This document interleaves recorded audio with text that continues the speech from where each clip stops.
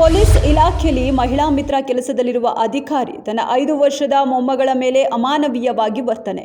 ಸುಡುವ ಬಿಸಿಲಲ್ಲಿ ಕೈಕಾಲು ಬಿಗಿದು ಮನೆಯ ಗೇಟ್ಗೆ ಕಟ್ಟಿದ್ದಾಳೆ. ಅಕ್ಕಪಕ್ಕದವರು ಮಗುವಿನ ಆಕ್ರಂದನ ಕೇಳಿ ಬಂದು ರಕ್ಷಿಸಿದ್ದಾರೆ. ಫರೀದ್ಕೋಟ್ ಎಎಸ್ಐ ಕೌರ್ನ ಅಮಾನವೀಯ ಕ್ರೌರ್ಯಕ್ಕೆ ಸೇವೆಯಿಂದ ಅಮಾನತು. ವೈದ್ಯರು ಹಾಗೂ ಮೆಡಿಕಲ್ ಮಾಲೀಕರನ್ನ ತಾನು IAS ಅಧಿಕಾರಿ ಎಂದು ನಂಬಿಸಿ ವಂಚನೆ. ಚಿಕ್ಕಮಗಳೂರು ಮೂಲದ ಮಿಥುನ್ ಬೆಂಗಳೂರಿನಲ್ಲಿ ಅರೆಸ್ಟ್. ಟೆಂಡರ್ ಕೊಡಿಸುವ ಆಮಿಷವೊಡ್ಡಿ ಈತ ಹಲವರಿಂದ ಹಣ ಪಡೆದು ಮೋಸ. ಬೆಂಗಳೂರಿನ ಓರ್ವ DCP ಹೆಸರನ್ನು ಬಳಸಲು ಹೋಗಿ ಅಮೃತಹಳ್ಳಿ ಪೊಲೀಸರಿಂದ ಅಸಲಿ ಬಣ್ಣ ಬಯಲು.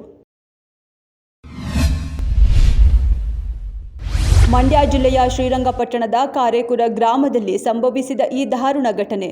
8 ವರ್ಷದ ಭೂಮಿತ್ ಸೀರೆಯಿಂದ ಕಟ್ಟಿದ ಜೋಕಾಲಿಗೆ ಕತ್ತು ಸಿಲುಕಿ ಕ್ಷಣಾರ್ಧದಲ್ಲೇ ಪ್ರಾಣ ಹೋಗಿದೆ.